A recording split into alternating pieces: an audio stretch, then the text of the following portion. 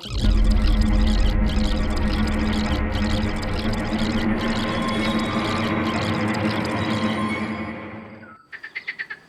जयंती मंगला काली भद्रकाली कपालिनी दुर्गा शिवा क्षमा धात्री स्वाहा तुम्हें नमोस्तुते। ओम माँ माँ माँ गो माँ माँ। ओम जयंती मंगला काली भद्रकाली कपालिनी दुर्गा शिवा क्षमा धात्री स्वाहा तुम्हें नमोस्तुते। ओम माँ माँ माँ गो माँ माँ। নে মা, আজকের মতো তোর পুজো সম্পন্ন হলো। আজকে এই সামান্যটুকু প্রসাদ তুই গ্রহণ কর। আমার দিকে একটু মুখ তুলে তাকাস। সংসারের মধ্যে অশান্তি অনটন লেগেই রয়েছে। হঠাৎ মায়ের মূর্তি নড়ে উঠল, সঙ্গে সঙ্গে তীব্র এক আলোর ঝলকানিতে উদয় হল কালী মা। কিরে রামমোহন, আমাকে ডাকছিলি? কি সমস্যা তোর, বল, আমায় বল। রামমোহন অবাক হয়ে গেল। এটা সে চোখের সামনে কাকে দেখছে। উচ্ছ্বসিত হয়ে বলল, মা, ও মা, তুই দেখা দিয়েছিস আমাকে। আমি আমি সত্যি দেখছি তো? এটা এটা কোনো স্বপ্ন না তো? তাহলে তাহলে আমার ডাকে তুই সাড়া দিয়েছিস। আজ আমি ধন্য মা, আজ আমি ধন্য। এ জীবনে আমি আর কিচ্ছু চাই না, কিচ্ছু না, কিচ্ছু না মা, কিচ্ছু না। কিন্তু আমি তোর এই বাড়িতে আর থাকবো না। আমি চলে যাব, আমি চলে যাব। রাস্তা ছাড়, আমার রাস্তা ছাড়, আমি চলে যাব। কিন্তু কিন্তু কেন মা? আমি আমি কি করেছি যে তুই অসন্তুষ্ট হয়েছিস? আমি দুবেলা যেমন পারি তোর সেবা করি, তাহলে তুই চলে যাবি কেন আমায় ছেড়ে? বল মা, বল। তুই দুবেলা আমাকে যেটুকু প্রসাদ দিস তাতে আমার পেট ভরে না রে। তাই আমি তোর বাড়ি ছেড়ে এক্ষুনি চলে যাব। মা, তুই এসব কি বলছিস? আজ 40টা বছর ধরে তোর সেবা করছি, প্রথমবার তোর দর্শন পেলাম, আর আর তুই কিনা বলছিস আজই আমাকে ছেড়ে চলে যাবি? সকাল সন্ধ্যা জল মুখে না নিয়ে প্রথমে তোর পুজো করি। বল, কি প্রসাদ দিলে তুই তুষ্ট হবি? কিসে তোর পেট ভরবে বল আমায়? সে বড় মাপের প্রসাদ রে। তুই পারবি দিতে? বল, পারবি? কেন পারবো না? তোর জন্য আমি নিজের প্রাণ দিতেও রাজি। বল, কি প্রসাদ লাগবে বল। তোকে বলিদান দিতে হবে। পারবি সেই বলিদান দিতে, যেটা তোর জীবনের থেকেও বড়? হ্যাঁ, পারবো। তুই বল, কি বলিদান দিতে হবে? তোর স্ত্রীর রূপালী আর ফুটফুটে মেয়ে শ্যামা। পারবি? পারবি বল, পারবি? রামমোহন কিছুটা নড়ে চড়ে বসল। কেমন বলিদান? রামমোহনের মুখটা একেবারে ছোট্ট হয়ে গেল। আজ প্রথমবার সে কালী মায়ের দর্শন পেয়েছে, আর আজই কালীমা বলিদানের কথা বললেন। এ বলিদান রামমোহনের কাছে জীবনের চেয়ে প্রিয়, কারণ তিনি তার স্ত্রী ও কন্যাকে অনেক বেশি স্নেহ ও শ্রদ্ধা করেন। বাল্য বয়সে রামমোহনের জীবনের শখ একটাই ছিল, প্রতিদিন সকাল সন্ধ্যা স্নান করে কালী মায়ের পূজা। কালীমা চলে গেলেন। রামমোহনের মুখে এক আশ্চর্যের ছাপ।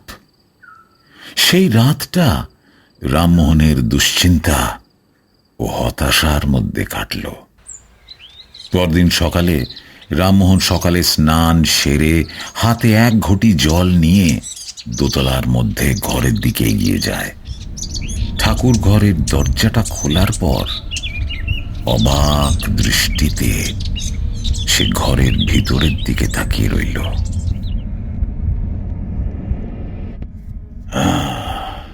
বুঝলি বিলু, এই ছিল 5 বছর আগে ঘটে যাওয়া এই- এই রায়চৌধুরী বাড়ির ইতিহাস, বুঝলে? তবে হ্যাঁ, সেই ইতিহাসের পাতা এখনো শেষ হয়নি। ওই দেখ, দেখ, তাকিয়ে দেখ, রামমোহন দরজার সামনে কেমন কেমন অসহায় ভাবে বসে রয়েছে। দিন দিন এই রামমোহন পাগলের মতো হয়ে যাচ্ছে রে। না গ্রামের লোকের সাথে ঠিক করে কথা বলে, না বাড়িতে কেউ আসলে তার সাথে কথা বলে। শুধু নিজের মনে বেড় বেড় করে চলে আর বলে, মা কালী তোকে দেখা দিতে হবে, তোকে আমি সন্তুষ্ট করব, তোকে আবার দেখা দিতে হবে, না হলে যে মরেও আমার আত্মা শান্তি পাবে না। আচ্ছা কাকা, এটা কি সত্যি ঘটনা? আর যদি সত্যি ঘটনা হয় তাহলে তুমি এই সব কাহিনী জানলে কিভাবে? আর তোমার বাড়িটাও তো আমাদের এই গ্রামে নয়।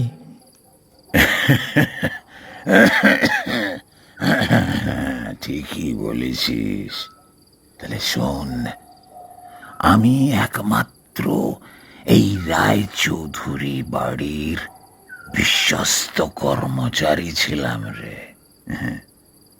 বাবু যাই বলতেন আমি চট করে সেটা করে দিতাম। রামন বাবু খুব ভালোবাসতেন আমায়, জানিস। কিন্তু সময়ের কি লীলা, গিন্নিমা মারা যাওয়ার পর এই বাড়িতে আমার আর সেরকম কোনো কাজ রইল না। কারণ বাবু আমার সাথে কথাই বলতো না। সারাদিন কি খেত না খেত তারও কোনো ঠিক ঠিকানা ছিল না। শুধু মনে মনে বিড়বিড় করত আর মন্দিরে পড়ে থাকতো আর বলতো, কালীমা দেখা দাও, কালীমা দেখা দাও। তারপরেও আমি এই ধর 1টা বছর ওই বাড়িতে কাটিয়েছি। বাবুর দেখাশোনা করেছি, কিন্তু আমাকেও তো পেট চালাতে হবে রে। সংসারের টানা পড়েনে আমি এই বাড়ি ছেড়ে চলে যাই অন্য কাজের জন্য।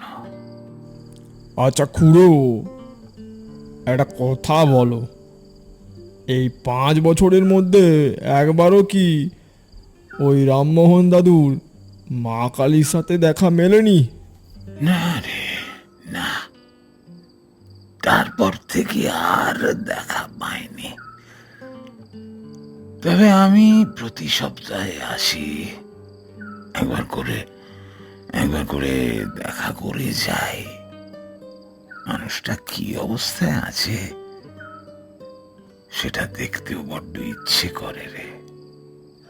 আচ্ছা, এটা ঠিক বুঝতে পারছি না। ভগবান তো আমাদের মঙ্গল করে, আমাদের ভালো চায়। আর ওই রামমোহন দাদু তো প্রতিদিন সকাল সন্ধ্যা 40টা বছর মায়ের সেবা করেছে, মাকে ডেকেছে। তা সত্ত্বেও ওই মানুষটার সাথে কালিমা এমনটা করলো কেন? ওনার জীবন থেকে এভাবে সুখ শান্তি সব কিছু ছিনিয়েই বা নিল কেন? বাহ বাহ, খুব ভালো প্রশ্ন করেছিস রে বিলু। তবে শোন, প্রত্যেকটা ঘটনার পিছনে কোনো না কোনো রহস্য অবশ্যই থাকে। লোকের মুখে শোনা যায় এই যে রায়চৌধুরী বাড়ি এনাদের যিনি পূর্বপুরুষ ছিলেন, মানে মানে এই রামমোহন বাবুর দাদু, উনি এককালীন এই গ্রামের মধ্যে সবচেয়ে ধনী ব্যক্তি আর জমিদার ছিলেন। টাকা পয়সা সোনা দানা কোনো কিছুরই অভাব ছিল না তার। তিনি গ্রামের গরিবদের উদ্দেশ্যেও দান করতেন রে। হ্যাঁ, কোনো কোনো ব্যক্তিকে অন্ন বস্ত্র ঘর সব কিছুই দান করতেন। আর তার জন্য গ্রামের মানুষ তাকে ভালোবাসত। কিন্তু গুণের মধ্যে একটা ছিল, তার খারাপ অভ্যাস। সন্ধে নামলেই মদ্যপান, বিড়ি সিগারেট নিয়ে মেতে যেতেন। আর সাথে গ্রামেরই কোনো সুন্দরী মেয়েকে ডেকে পাঠাতেন তার কক্ষে। তার মানে উনি কি খুব খারাপ স্বভাবের লোক ছিলেন নাকি? মানে মানে কি উনি বিবাহিত ছিলেন না? না না না, তিনি বিবাহিতই ছিলেন। তবে প্রত্যেকটা মানুষেরই যে একটা বদ অভ্যেস থাকে না, ওনার এই খারাপ অভ্যাসটির জন্য গিন্নিমার সাথে প্রত্যেক দিন ঝগড়া অশান্তি লেগেই থাকতো। সেকালে গ্রামের মানুষেরা ছিল অত্যন্ত দরিদ্র। উনি সকলকে দান ধ্যান করতেন বলেই গ্রামের মানুষেরাও উঁচু স্বরে ওনাকে কিচ্ছু বলতেন না। তাহলে কি কোনো অভিশাপ নাকি অন্য কিছু ব্যাপার যেটা রায়চৌধুরী বাড়ির ওপর ধেয়ে আসছিল? দিন কাটতে কাটতে এইভাবে প্রায় 2 বছর কেটে গিয়েছিল রে। দুঃখের বিষয় হলো এই যে গিন্নিমার কোনো সন্তান ছিল না। গ্রামের সকলেই বলতো সেই কারণেই নাকি রায়চৌধুরী মশাই এরকম খারাপ কাজ জানা সত্ত্বেও তা করতেন। কিন্তু একদিন রাতে ঘটল এক বড় বিপদ। সন্ধেবেলা গিন্নিমা বাড়ির ঠাকুর ঘরে গিয়ে মা কালীর পুজো করছিলেন। পুজো সেরে বাড়ির বারান্দায় এসে দাঁড়ালেন আর দেখলেন সামনে দাঁড়িয়ে রায়চৌধুরী মশাই। নেশায় ঠিক করে দাঁড়াতে পর্যন্ত পারছেন না, টলমল করছে। আর পাশে দাঁড়িয়ে একটা ফুটফুটে বাচ্চা মেয়ে, নাবালিকাই হবে, মানে ওই 14-15 বছর হবে আর কি। মেয়েটার চোখে জল, মানে এটা বোঝা যাচ্ছে যে জবরদস্তি করেই তাকে টেনে নিয়ে আসা হয়েছে। গিন্নিমা জোর গলায় চেঁচিয়ে উঠলেন, এরকম কাজ করো না, এটাই ঘোর অমঙ্গল হবে। তুই কোনো কথা বলবি না, সরে যা আমার রাস্তা থেকে, সরে যা। আমি যা খুশি তাই করব। তোর জন্যই সংসারে আমি সুখী হতে পারলাম না। ছাড় বলছি, আমার রাস্তা থেকে সরে যা, নাহলে কিন্তু। তোমার সন্তানের বয়সই হবে এই ছোট্ট ফুটফুটে মেয়েটি। এরকম পাপ কাজ করো না এরকম পাপ কাজ। হাট তুই রাস্তা থেকে সরে যা, নাহলে দাঁড়া দেখছি তোকে। বলেই রায়চৌধুরী মশাই এগিয়ে গিয়ে গিন্নিমাকে জোর করে দেওয়ালের দিকে সরিয়ে দিল। আর দেওয়ালে গিয়ে লাগলো গিন্নিমার মাথা ফেটে গেল। আর গিন্নিমা কাঁদতে কাঁদতে উঠে দাঁড়ালো আর বলল, আজ তুমি আমায় মারলে, আঘাত করলে, তাও আবার একটা নিষ্ঠুর কাজ করতে মানা করার জন্য। আমি এখনো বলছি, ওই ফুটফুটে মেয়েটিকে ছেড়ে দাও, না হলে কিন্তু আমি অভিশাপ দেব। তোমার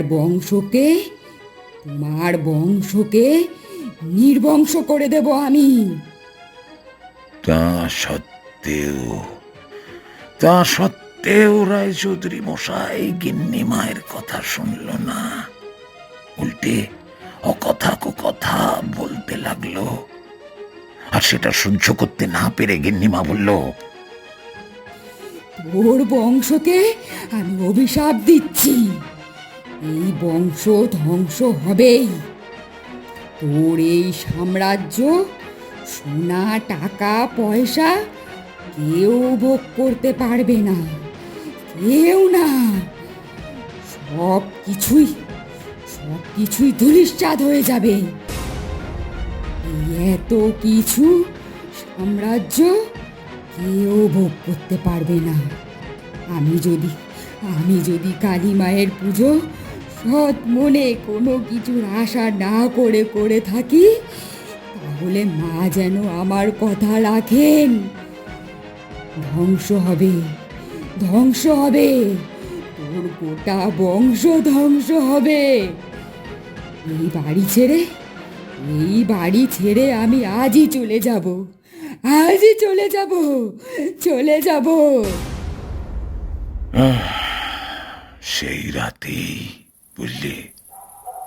সেই রাতেই গিন্নিমা বাড়ি ত্যাগ করলেন।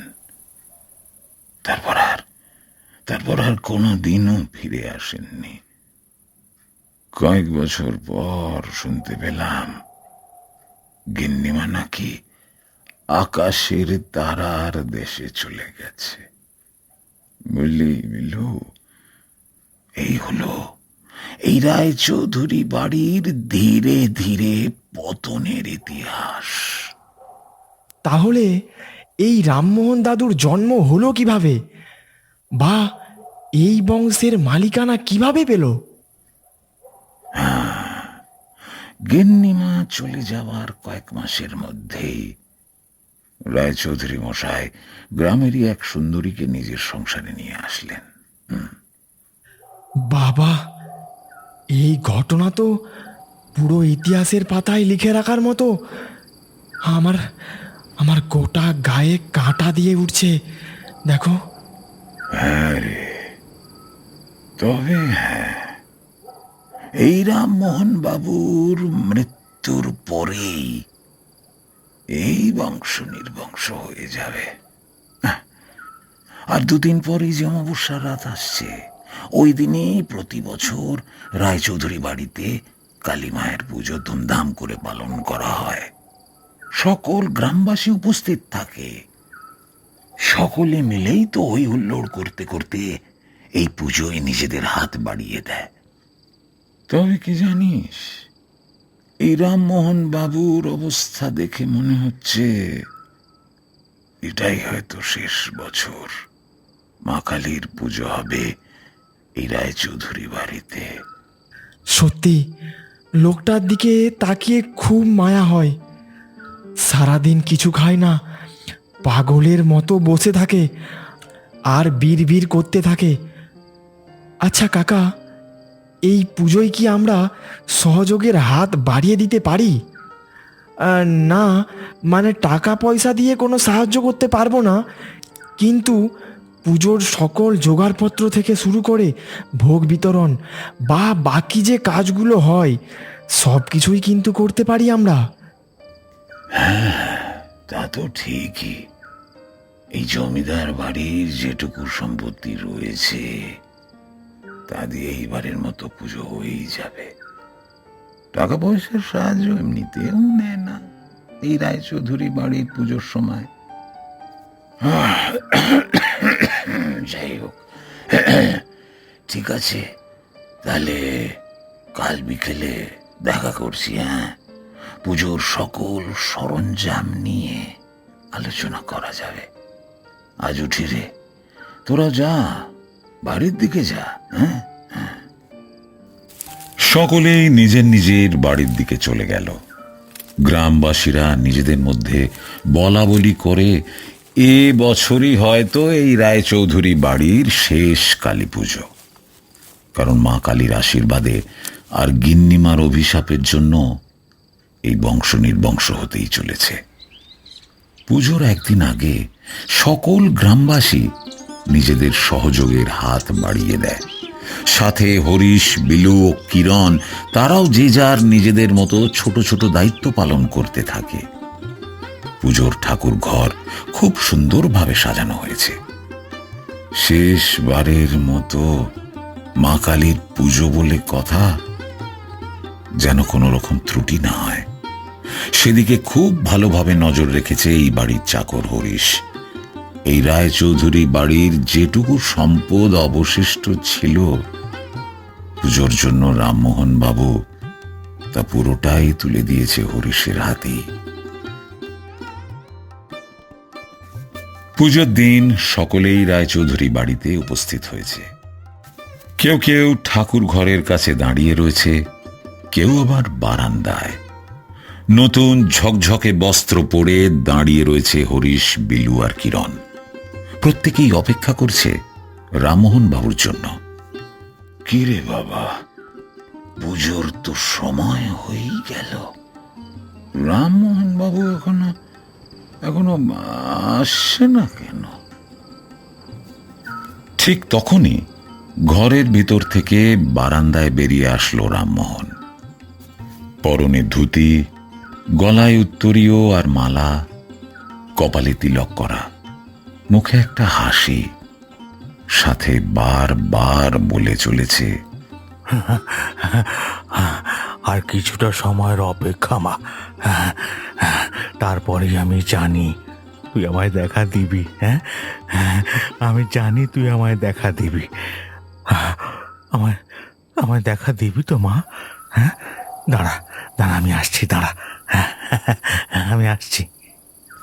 সঙ্গে সঙ্গে কিছু কিছু গ্রামবাসীরা নিজেদের মধ্যে বলা বলি করতে লাগলো, এই রামমোহন একেবারে পাগল হয়ে গেছে। তাই মনে হয়, দিন দিন যেন কেমন পাগলের মতো হয়ে যাচ্ছে। দেখো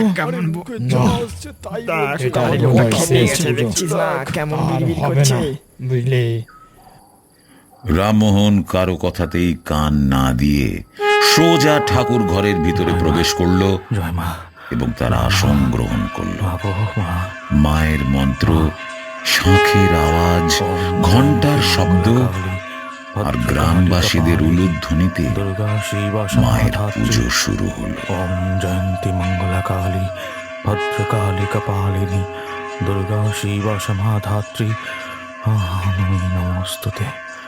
ওম মা, এইভাবেই বেশ কিছুক্ষণ মায়ের পুজো চলল। দেখা দাও মা, দেখা তারপর দাও। পুজোর শেষ মুহূর্তে রামমোহনের নজরে পড়ল মায়ের গলায় জবা ফুলের মালা থেকে একটি ফুল মাটিতে এসে পড়ল।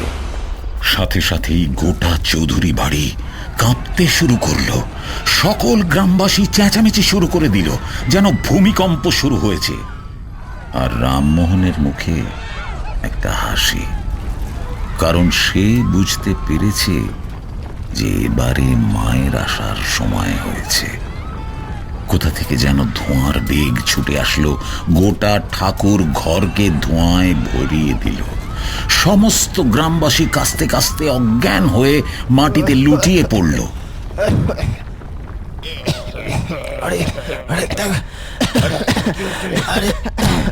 গ্রামবাসীরা কাশছে, আর সেই ধোঁয়ার মধ্যে থেকে উদয় হলো মায়ের।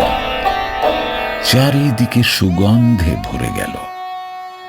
কিন্তু অদ্ভুতভাবে রামমোহন একইভাবে তার আসনে বসে রইল। কি রে রামমোহন, তুই বারবার আমায় ডাকছিলি না? আজ আমি এলাম, বল কি দরকার? রামমোহনের চোখে জল। হাঁ করেই এক দৃষ্টে কালী মায়ের দিকে তাকিয়ে রয়েছে। আজ আমার কিচ্ছু চাই না মা, আজ আমার কিচ্ছু চাই না। তোর দেখা আমি শেষমেশ পেয়েছি, শেষ জীবনে আমি তোর দেখা পেলাম। এবার মরে যাওয়ার পরও আমার আত্মা শান্তি পাবে, পাবে পাবে। আমার আমার শান্তি পাবে।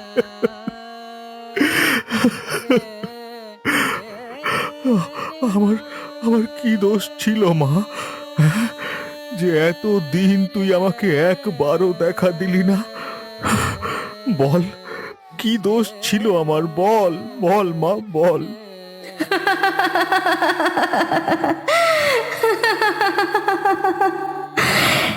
না রে, তোর কোনো দোষ ছিল না, আর এখনো পর্যন্ত তুই কোনো দোষ করিসনি। এই যে তোর বংশ ধীরে ধীরে নির্বংশ হচ্ছে, সেটা তোর পূর্ব বংশের অভিশাপের ফল। কর্মের ফল সকলকেই ভোগ করতে হয় রে। তবে হ্যাঁ, তোর পবিত্রতা, তোর সেবাতে আমি অত্যন্ত খুশি হয়েছি। তাই আজ গভীর রাতেই তোকে যে আমি আমার কোলে তুলে নেব। হে মা, হে মা, তুই আমাকে তোর সাথে নিয়ে চল মা। এই জীবন আমার যে আর ভালো লাগছে না মা। এই জীবনে সুখ শান্তি আর কিচ্ছু নেই, সব কিছুটাই তো তুই। আমার এ জীবন ধন্য হয়েছে মা। এখনই তুই আমাকে তোর সাথে নিয়ে চল মা, নিয়ে চল আমাকে। তোর এই নিঃস্বার্থ প্রেম আর নিঃস্বার্থ সেবা আমায় মুগ্ধ করেছে। আর শুধু তাই না, তুই তোর সেবার দ্বারা পূর্বপুরুষদেরকে ওই অভিশাপের পাপ থেকে মুক্ত করলি। কালিমা চলে গেলেন। ধীরে ধীরে ধোঁয়া ঘরের বাতাসে মিলিয়ে গেল। একজন একজন করে গ্রামবাসী আবার উঠে দাঁড়ালো। রামমোহন গ্রামবাসীদের দিকে ঘুরে তাকিয়ে চেঁচিয়ে চেঁচিয়ে বলতে লাগলো, আমি আমার মায়ের দেখা পেলাম গো, এ জীবন আমার ধন্য হলো। আমি আবার মায়ের দেখা পেলাম। জয় মা কালী, জয় মা, জয় মা। এ জীবন আমি হাসতে হাসতে ত্যাগ করব। আমি আবার মায়ের দেখা পেলাম, আমি আবার মায়ের দেখা পেলাম। এ জীবন আমার রামমোহন ধন্য খুশিতে হলো। উন্মাদ হয়ে মা, ঘর তুই থেকে ধন্য। বেরিয়ে গেল। মা তুই ধন্য। গ্রামবাসীরা সকলে খুশি মনে মায়ের দিকে তাকিয়ে সকলেই প্রণাম করল। পরদিন সকালে সকল গ্রামবাসীর কাছে খবর এসে পৌঁছল, রামমোহন বাবু দোতলার উপরে ঠাকুর ঘরে মায়ের মূর্তির কাছেই মৃত অবস্থায় পড়ে রয়েছে। গ্রামবাসীরা এতে কেউ দুঃখ পায়নি, বরং তারা খুশি হয়েছে, কারণ এই রায়চৌধুরী বংশ পাপ থেকে মুক্তি পেয়েছে।